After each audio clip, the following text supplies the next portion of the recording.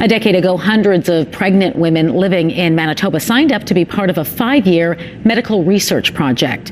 Since then, the Canadian Healthy Infant Longitudinal Development Study, or CHILD for short, has collected a treasure trove of data on childhood development. CTV's Michelle Gerwing is standing by with those details for us tonight. So, Michelle, this year marks 10 years since the CHILD Cohort Study began. Are these same families still being tracked today? They are, Marilee. Now moms and their 10-year-old children take part in the study. And this week I met one of the families as they came in for their 10-year check-in at the Children's Hospital Research Institute of Manitoba. Here we got the foods: peanut, milk, egg, and soybean. 10-year-old Molly Bonds has been tested for allergies her whole life, but she's not allergic to anything. She's contributing to science. They study it. When Molly was still growing inside her mom Krista's belly, Krista signed the two up for a 5-year study looking into allergies. I always was, concerned because, allergies when I was pregnant, big thing, don't feed them peanut butter, feed them peanut butter, don't eat eggs while you're pregnant, That study, called the Canadian Healthy Infant Longitudinal Development Study, or CHILD for short, has since been expanded, and it's now been 10 years of annual appointments and questionnaires for the Bondses.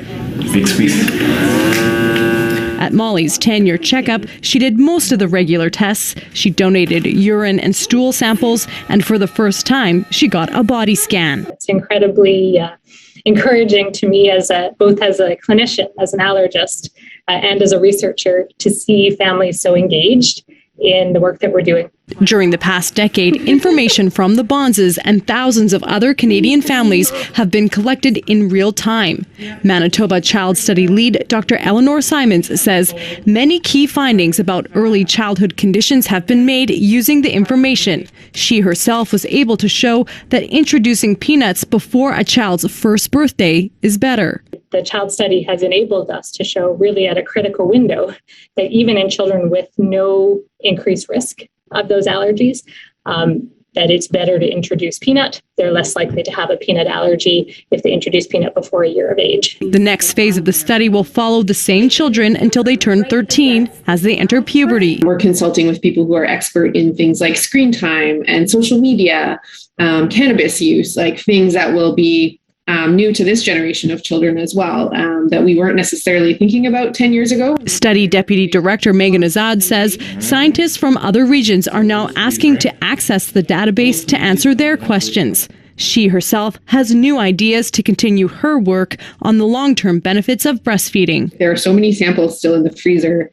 that probably will hold secrets that will cure diseases or answer big questions, even using technologies that don't even exist yet today. What kind of dog is Scout? A greyhound border collie. To Molly, her child study appointments are just a good time. The people here, because they're really funny and nice. Now she's coming to realize her contributions today may lead to something much bigger tomorrow. Because it could help more people that have sicknesses and illnesses, so it could help them make them feel better if I could help.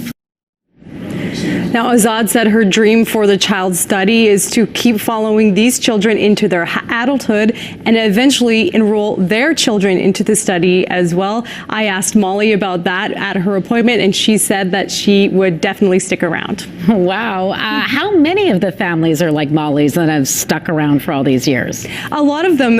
The studies researchers say that retention is very good. Originally, people were recruited in 4 different Canadian cities, so Vancouver, Toronto, Edmonton, and Winnipeg, and that's just 4 sites. And over the years, people have moved, and now those people are in 300 different areas. So they're still incorporated into the study, even though they've moved. And even though Winnipeg is the smallest center for this study, it's actually one of the largest sites. We have close to 1,000 families that are enrolled, and it's very important because many of them live outside of the city in rural areas. Interesting. All right. Thanks for this, Michelle. You're welcome.